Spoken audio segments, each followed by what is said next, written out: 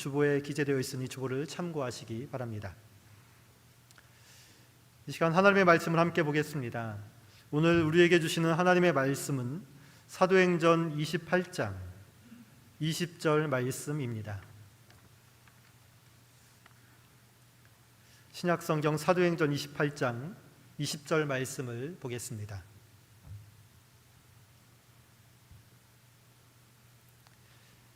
이 시간 하나님의 말씀을 한 목소리로 읽겠습니다.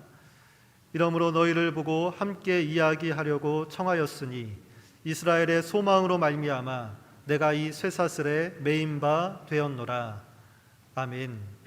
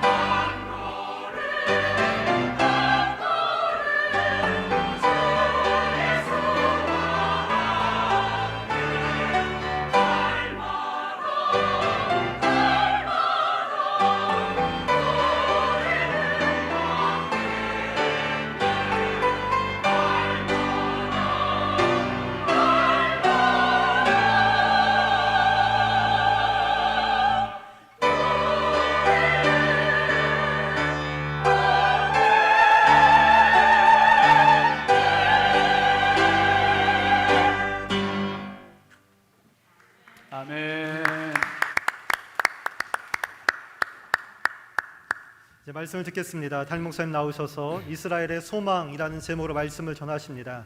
큰 은혜 받으시기 바랍니다. 할렐루야. 네, 추석 명절 잘 지내셨죠? 예, 감사합니다. 목회 이야기 잠깐 읽고 말씀 나눌게요. 다음 세대 한번 보시죠.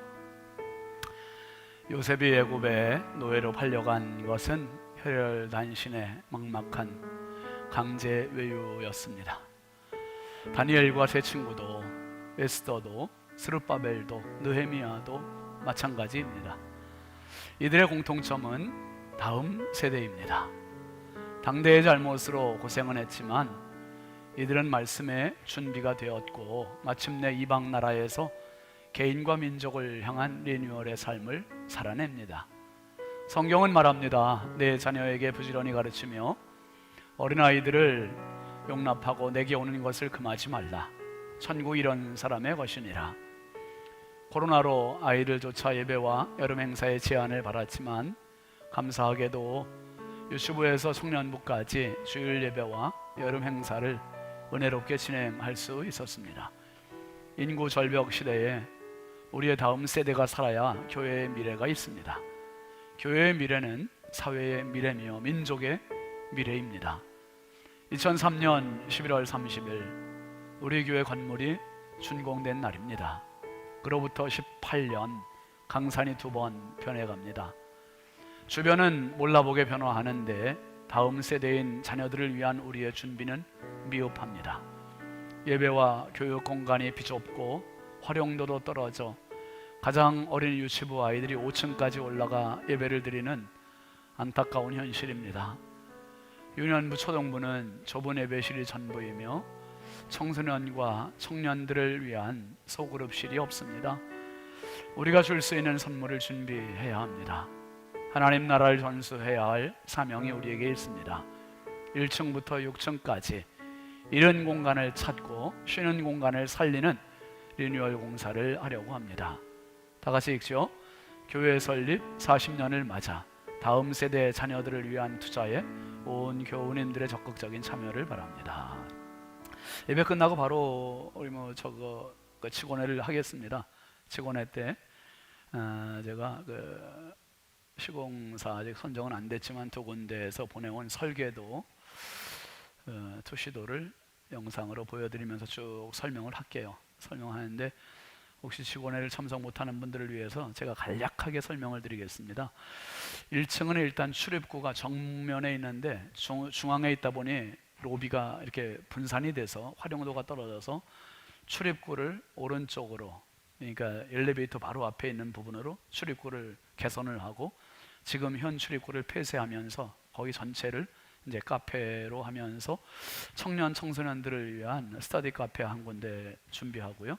교육자실 있는 데까지, 그리고 교육자실을 뒤로 나가게 해서 실내 주차장 있는 부분으로 나가게 빼고, 그리고 그쪽에 회의실을 하나 좀 넣으려고 합니다. 회의실은 당회도 할 수 있고 교사들 회의도 할 수 있고 기관 회의도 할 수 있고 다양하게 할 수 있는 회의실 공간을 빼고 2층으로 올라와서 이제 그 2층에 지금 새가족실로 활용되는 그 공간을 로비 있는 쪽으로 좀 확장하면서 5층에 있는 유치부실을 2층으로 내려오게 하고 그 새가족실과 성가대실 그 사이를 조금 확장을 해서 그 부분에 키즈랜드 어린이들 놀이 공간을 만들려고 하고요. 그리고 성가대실이 조금 소예배실 쪽으로 확장이 되면서 지금 있는 공간보다 훨씬 넓어집니다. 그러면서 이제 계단식으로 지금 성가대실 같이 성가대석 같이 이렇게 계단식으로 해서 집중력을 보완하려고 하고, 그리고 지금 어린이 예배실이 우리 지금 바로 아래층에 있죠. 저쪽에 성가대석 아래에 어린이 예배실이 있는데 그 공간을 이제 폭을 좀 넓혀서 확장을 할 계획이고요. 그리고 이제 복도 그 어린이 예배실과 성가대 가운실 당회실 그 사이에 있는 복도를 조금 넓히면서 어린이 예배실 쪽으로 성가대 가운장을 쭉 일렬로 배치하려고 해요. 복도로 배치하고 성가대실에도 가운장을 배치하고 해서 성가대 가운실이 별도로 없이 다 일목요연하게 정리가 될 수 있도록 그렇게 배치하려고 하고, 지금 가운실과 당회실이 있는 자리를 소그룹실 5공간을 만들 계획입니다. 그리고 탕비실 하나 마련해서 이제 그 주변에서 손 씻고 뭐 커피 타 마실 수 있는 공간 준비하고, 그리고 이제 그 어린이 예배실 바로 안쪽으로 교사실, 그리고 재정부실, 그리고 제 방에 있는데 목양실이 있는데 목양실과 재정부실 사이에 지금은 뭐 외부에서 손님 들어오면 제 방으로 그냥 바로 모실 수 있어서 좀 노출이 되고 조금 그렇습니다. 안방으로 손님을 모시는 거와 똑같은 격이 돼서 그 사이에 접견실 하나 지금 응접실을 준비할 계획입니다. 그리고 본당 3층으로 올라와서 본당은 여기 손대지 않고 로비 3층 본당 현관에 리모델링하고 4층에 지금 방송실이 저 구석에 있는데 영상은 거기서 그대로 해도 되는데 음향 컨트롤이 안 돼요 지금. 그래서 음향을 요 가운데 부스를 만들 계획이고요. 그리고 4층에 있는 유모실, 그 잠옷실, 유아실을 리모델링하고 4층에 지금 그 어린이 화장실이 있습니다. 어린이 화장실이 굉장히 넓어요. 그래서 한쪽으로 축소를 하면서 어린이 화장실과 로비가 넓은 그 공간을 작은 휴게 공간으로 좀 배치 계획이 있고, 그리고 5층이 지금 저기 보이는 창문 있는 데가 5층입니다. 5층에 유치부실이 있는 공간을 3등분해서 어르신들 쉼의 공간으로 사랑방 같이 그렇게 활용하고요. 지금 휴게 공간에 있는 부분을 반을 나눠서 지금 방요원 기도실과 이쪽 방에 있는 부분을 터서 거기를 성가대 제2연습실, 그 2부 성가대와 3부 성가대가 겹치는 시간이 있어서 연습이 아주 원활치가 못해요. 그래서 제2 성가대 연습실을 5층에 배치하고, 그리고 휴게 공간을 그대로 활용을 하고, 그리고 이제 그 밖에 야외 카페 이렇게 만들고, 6층으로 올라가서 6층의 식당을 지금 바닥과 테이블, 의자는 다 교체를 했잖아요. 근데 이제 벽면과 창틀, 천정 이런 부분 리모델링하고, 그리고 2층에 있는 새가족실이 지금 6층에서 식사를 2층까지 공수해야 되는 불편함과 번거로움이 있어요. 그래서 6층 식당 바로 앞으로 옥상 쪽으로 한 3m 정도 내서 거기를 새가족 식당과 VIP 식당이죠. 새가족실로 확장 신설하려고 하고요. 그리고 그 6층 우리 옥상이 워낙 넓잖아요.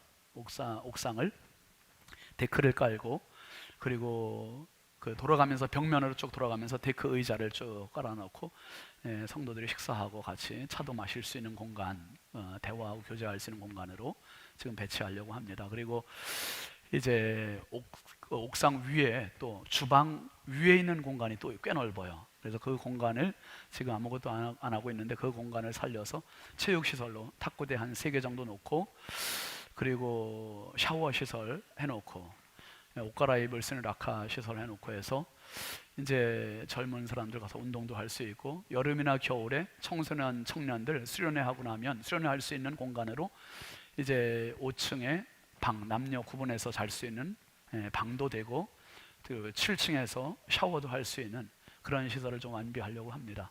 그래서 전체적으로 꽤 큰 공사죠. 1층, 2층은 전면 리모델링이고요. 3층 일부, 4층 그 잠옷실, 5층도 대체로 전면이 다 되고요. 그리고 6층, 7층까지 이렇게 하게 됩니다. 그래서 공사 규모가 굉장히 큰 규모예요.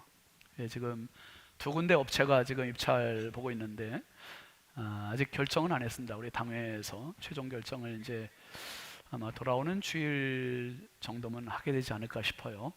그래서 제가 이제 예배 후에 직원회 때 PPT로 한번 쭉 보여드릴게요. 설계도 보여드리고 청사진도 보여드릴 테니까 한번 참여하시고, 지금 2군데 업체에서 내놓은 견적이 대략 한 9억에서 10억 정도가 됩니다. 그래서 이것은 우리가 활용하는 공간도 되지만 우리 자녀들을 위해서 정말 좋은 공간을 마련해 주자는, 뭐 아파트를 들어가도 멀쩡한 아파트 리모델링하고 들어가잖아요. 빚내서. 여러분, 우리가 자녀들을 위해서 정말 멋진 투자해서 우리 자녀들을 위한 귀한 공간 마련하는데 함께 힘을 모아주시기 바랍니다. 아멘이시죠? 예, 아멘 하세요. 예. 돈 얘기만 나오면 조금 이제 우울해지는데 이게 기대가 되는 거예요. 여러분, 기대가 되는 거예요. 얼마나 교회가 더 좋아질까. 예. 시대에 맞게 발맞추어 나가고 18년이 됐습니다. 제가 참 너무 미안한 거예요. 우리 애들한테 지금 어린애들 예배드리고 5층에서 예배드리는데, 여러분 무슨 일이 있으면 제일 먼저 피할 수 있고 보호받아야 할 대상이 어린아이들과 임산부 여자들 아닙니까? 그러니까 애들이 지금 5층으로 방치되어 있는 거예요. 이게 지금 너무너무 우리가 직무유기예요. 그래서 정말 애들을 2층으로 내려오게 하고 2층에서 예배드리는 공간, 노는 공간, 쉴 수 있는 공간들을 충분히 배치하려고 합니다. 협력해 주시고 기도해 주시기 바랍니다. 새가족 환영입니다. 우리 그동안에 새벽 기도도 계속 나오시고 예배도 참석을 하셨었는데 이제 기도하시다가 오늘 아주 결정을 하셨군요. 우리 소다정 집사님. 강미정 집사님 인도하셔서 같이 예배 참석하셨는데 우리 기쁨으로 환영하겠습니다. 소자정 집사님 우리 환영하겠습니다. 자리에서 나시죠. 반갑습니다. 환영합니다. 잘 오셨습니다. 아유, 감사합니다. 우리 박수를 너무 안 치다 보니까 그죠? 박수가 좀 가물러서 우리 뜨겁게 박수 한번 다시 환영합니다. 반갑습니다. 잘 오셨습니다. 감사합니다. 예, 앉으세요. 기도합니다. 하나님 아버지 참 감사합니다. 만남의 주인이 하나님이십니다. 소다정 집사님 멀리 이사 와서 인천 하나님 연수구에 자리 잡고 우리 교회 등록해서 믿음의 가족으로 한 가족이 되었습니다. 귀한 집사님의 삶을 지금까지 인도하신 하나님, 앞으로의 삶이 더 풍요로워지게 하시고 은혜롭게 하시고 승리롭게 하여 주옵소서. 코로나 상황으로 참 많이 전도가 힘든 상황이지만 하나님 우리 교회가 영혼 살리는 일에 매진하게 하시고 새 가족이 끊이지 않게 하여 주시고 아버지 하나님 이 지역의 많은 영혼을 살리는 교회가 되게 하여 주시옵소서. 하나님 아버지 특별히 이제 교회 리모델링 계획을 갖고 우리 다음 세대를 축복하는 공간들을 마련하려고 합니다. 하나님 저희들이 모두에게 지혜를 주셔서 정말 꿈을 주시고 열정을 주시고 비전을 주셔서 아름다운 공사 되게 하여 주시고 좋은 업체 선정되게 해주시고 하나님 다음 세대가 행복하게 미래를 꿈꾸는 교회가 되게 하여 주시옵소서. 이 시간도 연약하고 부족한 종 주의 손에 의지합니다. 성령께서 도우시고 말씀하여 주시고 사용하여 주시고 우리 모두가 마음의 귀 영의 귀를 열어서 하나님의 말씀 아멘으로 화답하는 축복의 시간 되게 하여 주옵소서. 믿사옵고 예수님의 이름으로 축복하고 기도합니다. 아멘. 우리 앞뒤 좌우 축복하시죠. 사랑합니다. 축복합니다. 반갑습니다. 은혜 받읍시다. 예, 4층도 반갑습니다. 우리 영상으로 함께하는 믿음의 가족들 축복합니다. 함께 하시죠. 하나님만 바라라. 평생 우리 하나님 바라보고 승리하십시오. 오늘 말씀의 제목 같이 하시죠. 이스라엘의 소망. 여러분, 소망이 있다는 것은 은혜입니다. 축복입니다. 내일에 대한 기대, 내일에 대한 소망, 얼마나 귀한 일입니까? 신앙은 소망이에요. 신앙은 소망입니다. 이 소망에 전제되어 있는 게 늘 뭐냐면 기다림이요, 인내입니다. 지난 여름에 제가 우리 그 야외 카페에 있어요. 참 야외 카페 얘기를 하는데 리모델링에 야외 카페도 들어가요. 야외 카페도 데크로 다 깔고 새롭게 정비하는, 아마 우리 그 야외 카페 있는 것 모르는 분들 많죠. 꽤 좋아요. 정말 좋습니다. 느티나무 거목들이 한 6, 7그루 서 있고 그늘이 있고요. 너무 좋아요. 그런데 그 공간을 갔다가 제가 사진을 찍었어요. 바로 이겁니다. 거목나무의 매미 보이세요? 더 가까이. 바로 이건데 탈피죠. 탈피한 거예요. 몸통은 날아가 버렸고 껍데기만 내버려뒀는데 땅에 떨어지지도 않고 저기 딱 달라붙어 있는 거예요. 이게 지금도 있나, 아마 태풍에 날아갔나 모르겠는데 며칠 동안도 계속 있더라고요. 그래서 제가 찍어서 저기 매달려 있는 거 봐요. 아유, 너무 신기했습니다. 여기 한 2마리가 이렇게 매달려 있더라고요. 요거 이렇게 매미의 일생을 여러분 아시죠? 매미는요, 나무에서 알을 낳고 나무 가지나 줄기나 그 껍데기에 알을 까놓으면 그 알이 이제 애벌레로 깨어나면 그 애벌레가 기어내려간대요. 땅속으로 기어내려가서 어떤 놈은 5년, 7년, 10년, 길게는 17년까지 땅속에서 나무 뿌리의 수액을 받아먹고 자라다가 이게 10년 이상 살다가 땅 겉으로 나온대요. 이제 몸이 커지면 땅으로 나와서 저렇게 나무에 달라붙어서 성충이 돼서 이제 몸통이 매미가 그 껍데기 밖으로, 번데기 밖으로 나와서 이제 매미가 되는 거예요. 이 매미가 돼서 날아다니면서 나무에 달라붙으면서 계속 여름내 울잖아요. 여름내. 그 여름내 울다가 죽는데 그 우는 시간, 그 죽는 시간, 땅 위에 올라오는 시간이 얼마냐면 3주에서 한 달밖에 안 된대요. 와, 놀랍지 않습니까, 여러분?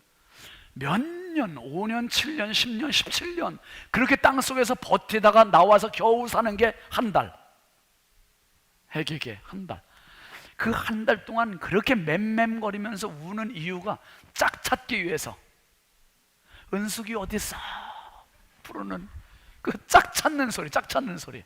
자기 짝 찾는 소리에 맴맴하는 게 여름 내내 그 울음소리가, 그러니까 여러분 얼마나 처절한 소리예요.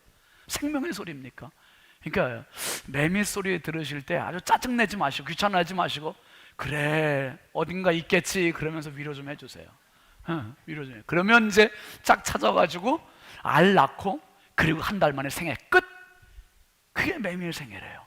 그러니까 매미는 그 한 달을 위하여 땅 속에서 무려 17년, 15년, 10년 그렇게 기다리는 거예요. 기다림.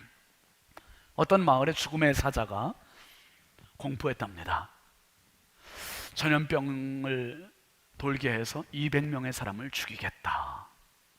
참 무서운 거지요. 지금도 우리 전염병 가운데 있지만은 이장이 와서 죽음의 사자와 타협을 했습니다. 200명 너무 많소, 줄여주시오. 그래서 내린 게 100명으로. 근데 전염병이 다 끝나고 나서 봤더니 100명이 죽은 게 아니라 200명이 죽은 게 아니라 무려 700명의 사람이 죽었대요. 마을 사람 700명이. 이 이장이 화가 나가지고 죽음의 사자를 찾아가서 막 따졌대요. 아니 100명을 죽이기로 해놓고 700명을 죽이면 어떡합니까? 그랬더니 죽음의 사자는 말인다가 700명 죽인 게 아니야. 난 딱 100명만 죽였다. 그럼 나머지 600명은 뭡니까? 그랬더니 근심하다가 죽었다. 그러니까 죽으면 어떡하나 걱정하다가 죽었다네. 걱정하다가. 전염병 걸리면 어떡하나 걱정하다가. 코로나 지금까지 안 걸려서 너무 걱정하지 마시옵소서. 걱정하다가 병 걸린다는 거예요. 그러니까 걱정은 근심을 낳고, 근심은 두려움을 낳고, 두려움은 불안을 낳고, 불안은 죽음으로 몰아가는 거예요. 대신 소망은 기쁨이고, 소망은 희망이고, 소망은 열정이고, 소망은 비전이고, 소망은 기다림이에요. 소망 있는 사람은 얼굴만 봐도 다르잖아요. 소망 있는 사람은 행복해요. 기뻐요. 여러분, 성경은요, 신앙은요, 소망입니다. 소망이에요, 소망. 성경을 보면 소망이 넘쳐요. 소망이 넘쳐요. 특별히 히브리어로 이 소망이라는 말을 티크바라고 하는데요, 티크바라는 말은 밧줄이라는 뜻이에요. 밧줄, 노끈. 그런데 끈은 끈인데 그냥 가느다란 실 같은 끈이 아니라 밧줄, 꽈배기처럼 꼬여있는, 엮어있는 밧줄, 그게 티크바라는 거예요. 그러니까 여러분, 그 외에 뭡니까? 암벽 등반하는 사람이 그 절벽을 어떻게 올라갑니까? 무슨 배짱으로 올라가? 떨어지면 어떡하려고? 떨어져도 마음 놓고 올라가요. 왜요? 몸에 뭐가 묶여 있으니까. 밧줄이 묶여 있잖아요. 밧줄, 자일이 묶여 있잖아요. 그리고 번지 점프하는 사람들 그 높은 데서 왜 이렇게 몸을 내던져요? 뭐 믿고? 밧줄 하나 믿고. 밧줄이 생명선인, 생명선. 그런데 이 티크바라고 하는 소망이라고 하는 의미에 두 가지 의미가 있어요. 하나는 튼튼하다는 뜻이 있어요. 튼튼하다. 뭐가? 밧줄이 가느다란 게 아니라 두 개가 엮어졌으니까 튼튼한 거고요. 그리고 또 한 가지의 뜻은 뭐냐 하면, 혼자는 소망이 될 수 없다. 내 줄과 하나님의 줄이 만날 때 소망이 생긴다, 이 말이에요. 할렐루야. 한번 따라 하시죠. 나와 하나님이 만나야 소망이다. 아멘이시죠? 여러분, 집에 방구석에 이렇게 처박혀 있으면, 표현이 좀 그래서 죄송해요, 처박혀 있으면, 방콕하고 있으면 소망이 생깁니까? 공상 만들고 한숨만 내쉽니까? 한숨만 내쉬게 되잖아요. 집에 있으면 딴 생각만 나, 엉뚱한 생각만 나, 좌절만 들어, 자꾸 한숨만 쉬게 돼. 그런데 여기 나오면 어떻게 돼요? 올라가잖아요. 영이 살잖아요. 회복이 되잖아요. 할렐루야. 여기에 예배당에 나오면, 하나님께 예배를 드리면, 이게 예배의 능력이에요. 예배 능력. 예배 자리에 오면 희한하게 살아요. 기분이 좋아요. 영이 회복이 되면 있어요. 아멘이시죠? 이게 예배는 그냥 내가 가서 종교 행사했다 이게 아니라, 예배는 하나님을 만나는 시간이기 때문에 내 믿음과 하나님의 은혜가 맞물려서 돌아가면서 티크바, 밧줄이 되기 때문에 앙상했던, 흐느적거렸던 내 인생이 다시 팽팽해지는 거예요. 그래서 여러분, 티크바라는 말의 의미의 또 다른 의미는 탯줄이라는 뜻도 있어요. 탯줄. 자궁 속에 있는 태아가 엄마의 탯줄과 연결되어 있을 때 엄마가 먹는 모든 영양분이 다 아기에게 가는 거죠. 무럭무럭 자라서 드디어 출산을 하게 되는 겁니다. 또 이 소망이라는 말에는 팽팽하게 당겨 있는 상태라는 뜻도 있어요. 팽팽하게 당겨진 상태. 여러분, 그 줄도 다 똑같은 줄이 아니거든요. 지금 이 선풍기 줄은 이거 보세요, 여러분. 전기줄이 이건 굳이 팽팽할 필요가 없죠. 이건 그냥 흐느적거려도 되는 줄이에요, 이거는. 그런데 우리 오케스트라 했던 첼로나 바이올린, 비올라 이런 것들은 현이 흐느적거리 이런 줄 가지면 됩니까, 안 됩니까? 소리가 안 나요. 제가 여기까지 신방을 와야 돼. 피아노도 보세요. 카메라 여기 한번 비춰봐요. 이렇게 치면, 건반을 고지은 집사님이 여기서 치면은 건반에서 소리가 나는 게 아니죠. 건반을 치면 이 속에 망치가 움직이면서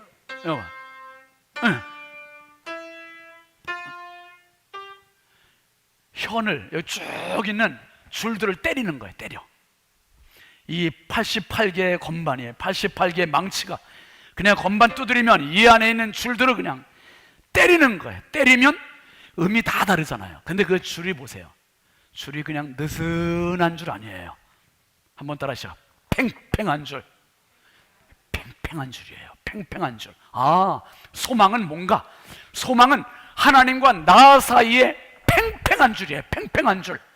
그러니까 이게 느슨한 줄 이런 줄이 아니라 팽팽한 줄이기 때문에 이 줄에서 소리가 나는 거예요. 무슨 소리가 나는 거예요? 열정의 소리가 나고, 비전의 소리가 나고, 믿음의 소리가 나고, 인생의 소리가 나는 게 소망에서 남을 믿으시기 바랍니다. 그러니까 소망 있는 사람은 소리가 나요. 삶이 달라요. 소망 없는 사람은 소리가 없어. 푹 한숨만 쉬고 땅은 항상 꺼지게 되고. 여러분, 성경에서 분명히 얘기하는 건, 그래서 팽팽하다, 이것을 성경은 소망을 어떤 표현을 쓰냐면 닻으로 표현해. 닻으로. 줄을 묶어놓는 닷. 여러분, 그 히브리서 6장 19절 쉬운 성경 번역본 보면 얼마나 명쾌한지 몰라요. 한번 같이 읽어볼까요?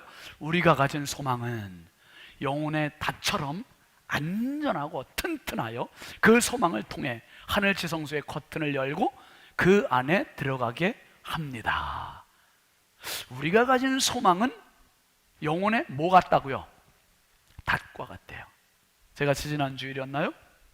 닷을 사진으로 보여드린 적이 있었잖아요. 다 아시지만은 이 닷의 역할은 뭡니까? 배가 항구에 정박할 때, 해안가에 와서 머물 때 이게 땅에, 육지에 딱 박히는 거예요.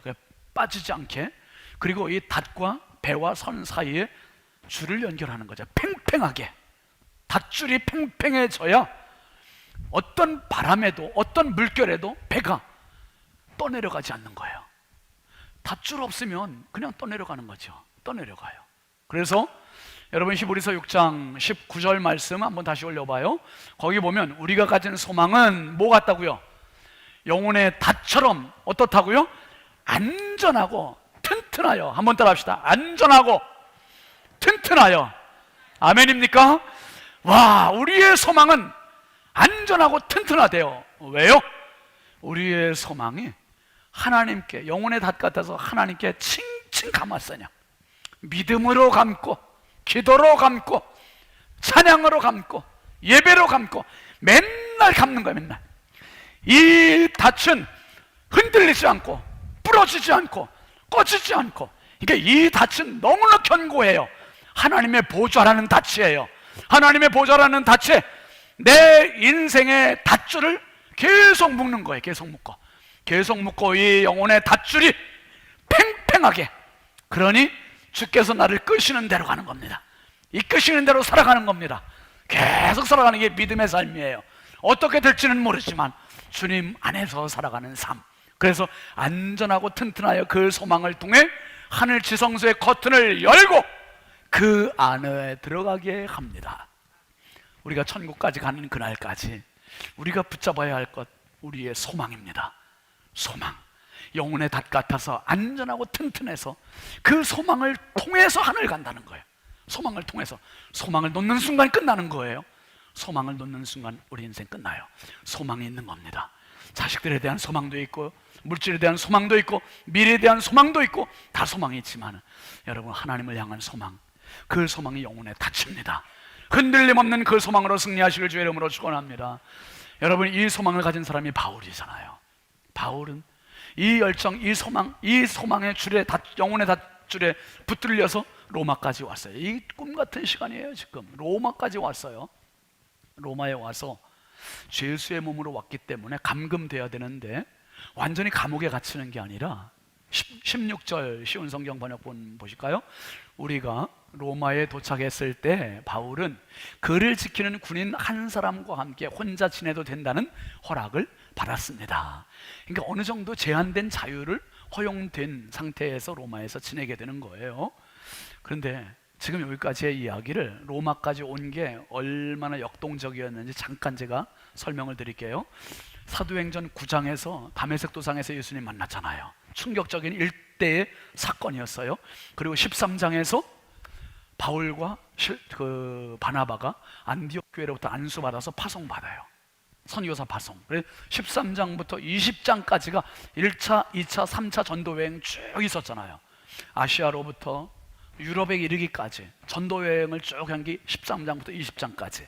그리고 21장에 3차 전도여행 끝나고 나서 바울이 에베소에서 예루살렘으로 가는 거예요. 주의 복음을 증언하는 일을 마치려 하면 내 생명을 조금 더 귀한 것을 여기지 않겠다 하고 죽음을 각오하고 예루살렘으로 가요. 예루살렘에 가서 산헤드린 공회, 이 공회에 가서 예수님을 선포하고 체포가 됩니다.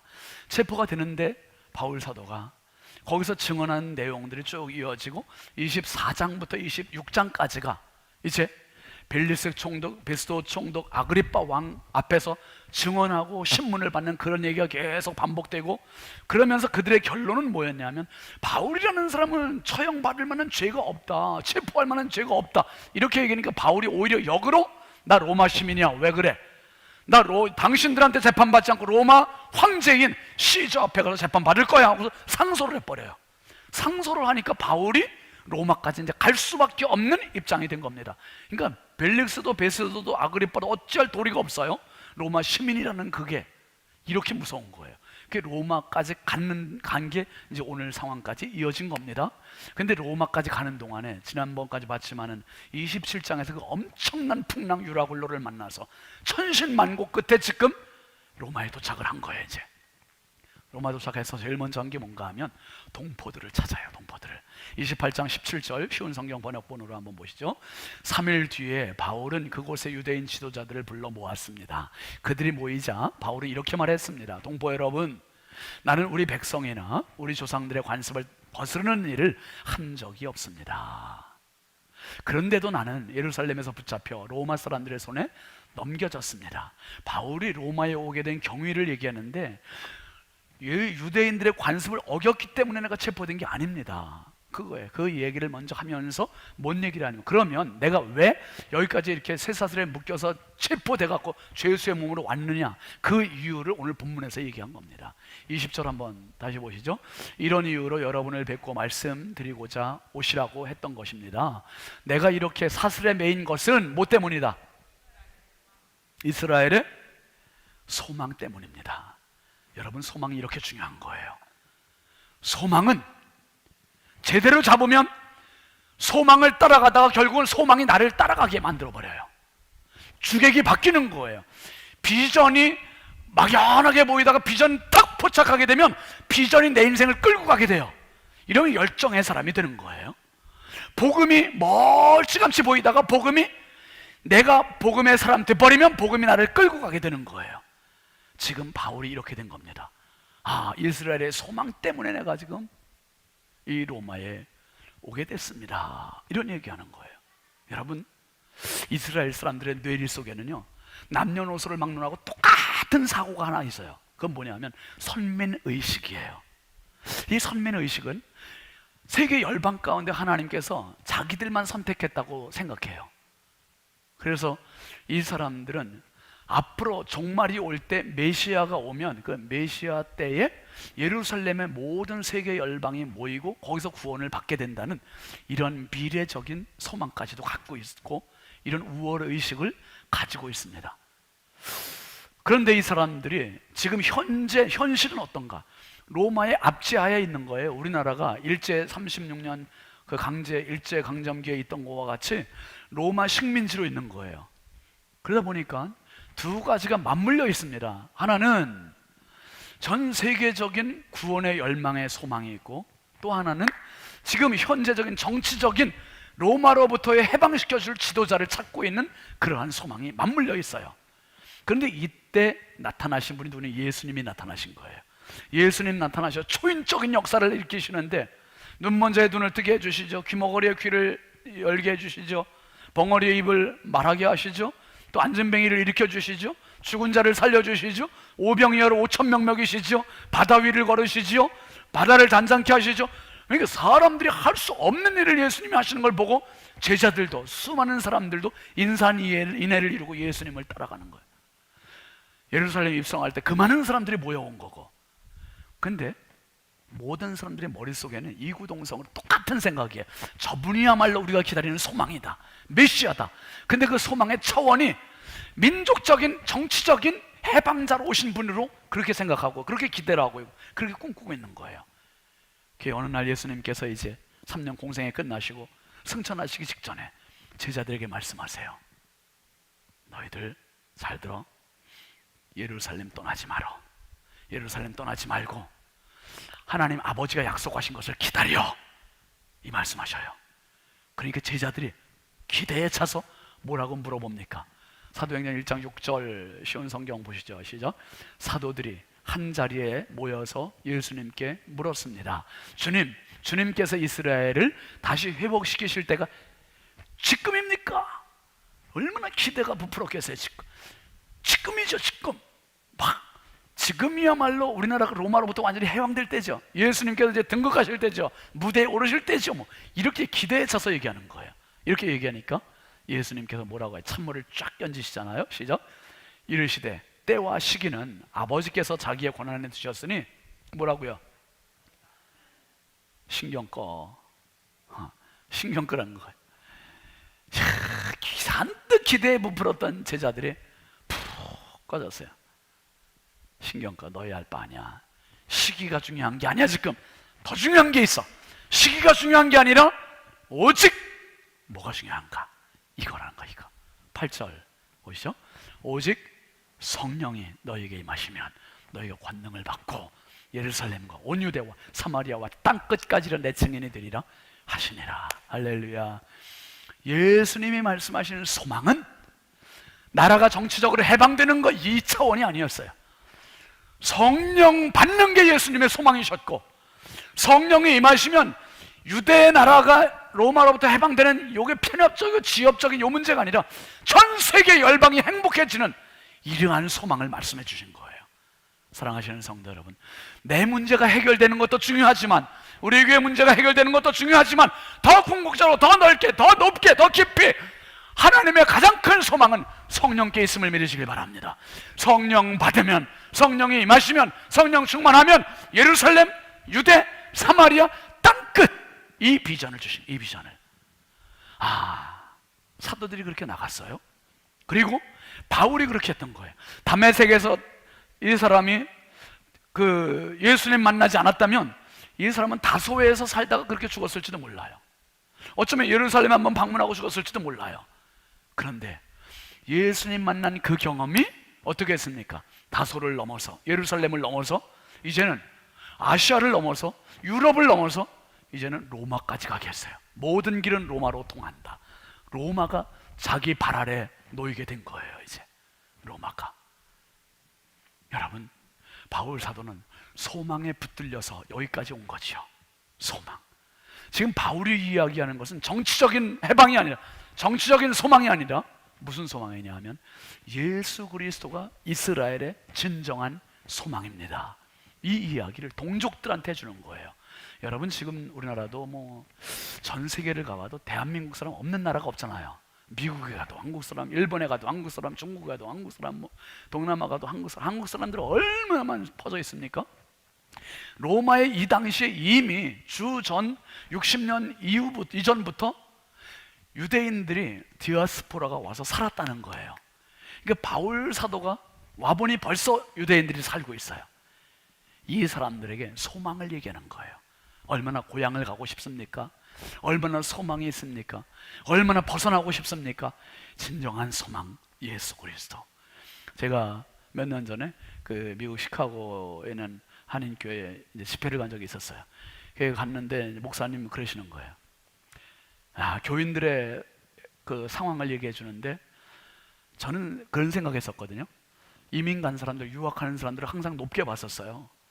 근데 막상 가보니까, 목사님 말씀 들어보니까, 목사님 우리 교우들 힘들어요. 너무너무 서름에 젖어 있고 인종차별 받는 것 때문에 지쳐 있고 고국을 언제 가나 하는 이 그리움, 향수에 젖어 있고 자기들끼리 서름에 있는 외로운 사람들끼리 모였는데도 교회 안에서도 불협화음들이 있고 너무 힘들어요. 그때 제가 참 이 집회를 통해서 많이 위로를 해줬어요. 근데 목사님이 나중에 끝나고 나서, 목사님 이번 부흥회는 저를 위한 부흥회였어요. 제가 제일 많이 은혜를 받았어요. 너무 위로가 됐다는 거예요. 위로밖에 할 게 없더라고요. 다 성도들 완전히 눈물만 흘리는 것 같아요. 눈물만. 목사님 말씀 듣고 보니까 정말 힘들어 보이는 거예요. 그래서 그때 그런 생각이 들었어요.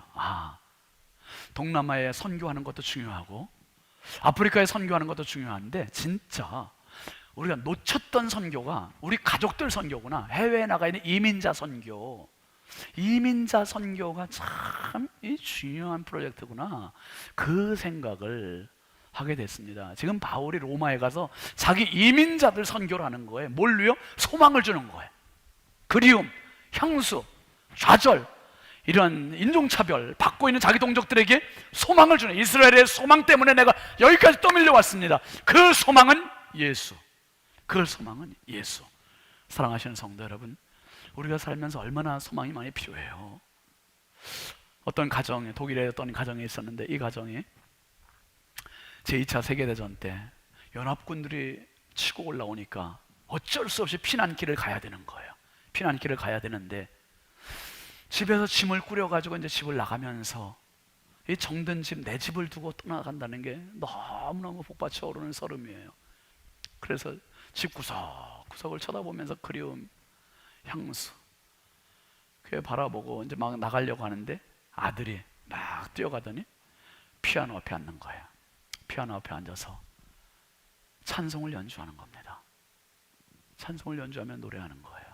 그 피아노는 가족들이 즐겁게 찬송했던 자리, 즐거워했던 자리, 그 자리에서 488장 아까 우리가 불렀던 그 찬송, 이 몸의 소망 무언가 우리 주 예수 뿐일세, 우리 주 예수 밖에는 미들이 아주 없도다. 굳건한 주 나의 반석이시니 그 위에 내가 서리라. 그 위에 내가 서리라. 전쟁통에 떠밀려서 피난길을 가지만 전쟁 속에도 소망은 예수요. 피난 상황에서도 소망은 예수요. 절망 가운데서도 소망은 예수요.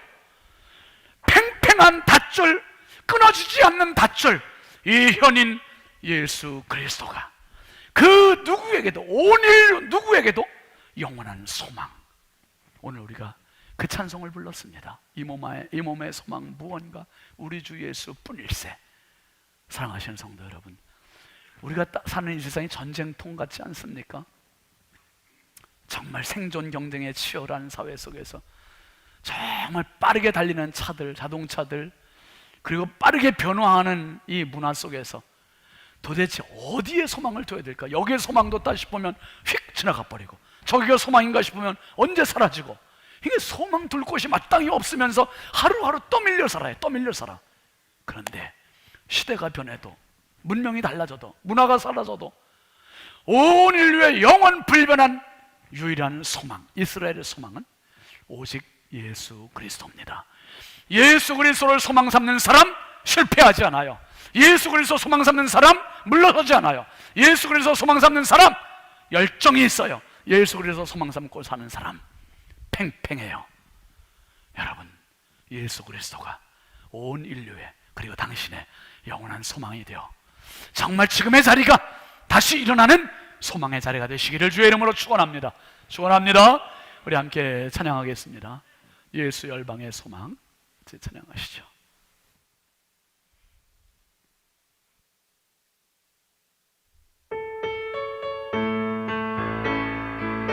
박수하면서 같이 하죠.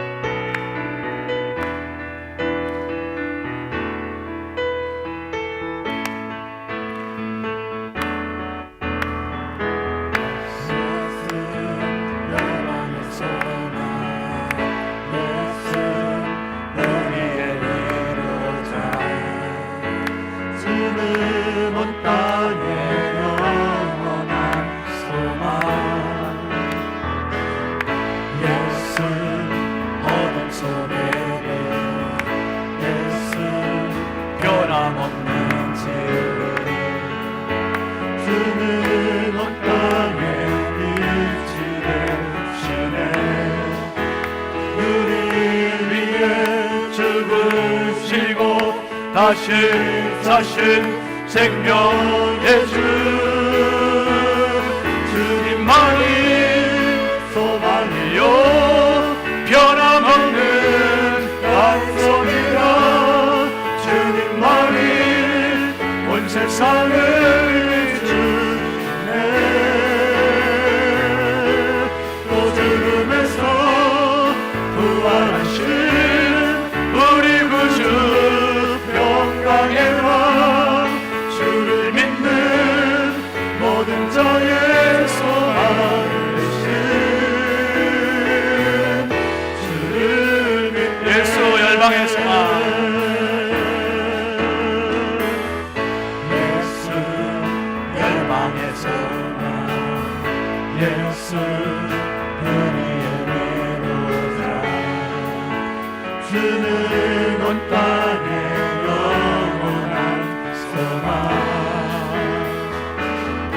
예수 어둠 속에 예수 변함없는 주 주는 온 땅에 빛이 되시네 우리 위해 죽으시고 다시 사신 생명 우리 위해 죽으시고 다시 사신 우리 위해 죽으시고 다시 아멘입니다 여러분 생명의 주 주님만이 소망이요 변함없는 반석이라 주님만이 온 세상을 주시네 또 죽음에서 부활하신 우리 구주 영광의 왕 주를 믿는 모든 자의 소망을 되신 주님만이 소망이요 변함없는 반석이라 주님만이 온 세상을 비추시네 또 죽음에서 부활하시며 우리 구주 영광의 왕 주를 믿는 모든 자의 소망 되신 주를 믿네 주를 믿네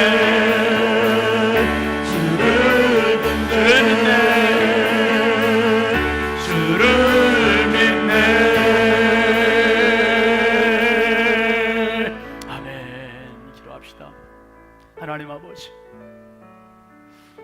자식들에게 소망을 둬도 그 소망이 꺼져갈 때도 많았고 돈의 소망을 둬도 언젠가 아침 안개 사라지듯 그 돈의 소망도 사라졌고, 하나님 아버지 젊음의 소망을 뒀지만 젊음도 나이가 들면서 이렇게 사라질 줄 몰랐습니다.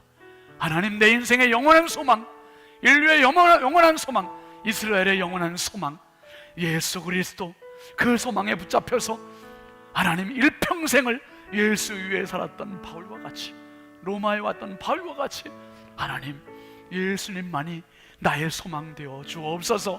우리 신성의 소망 되어 주옵소서. 우리 성도들의 소망 되어 주옵소서. 우리 자녀들의 소망 되어 주옵소서.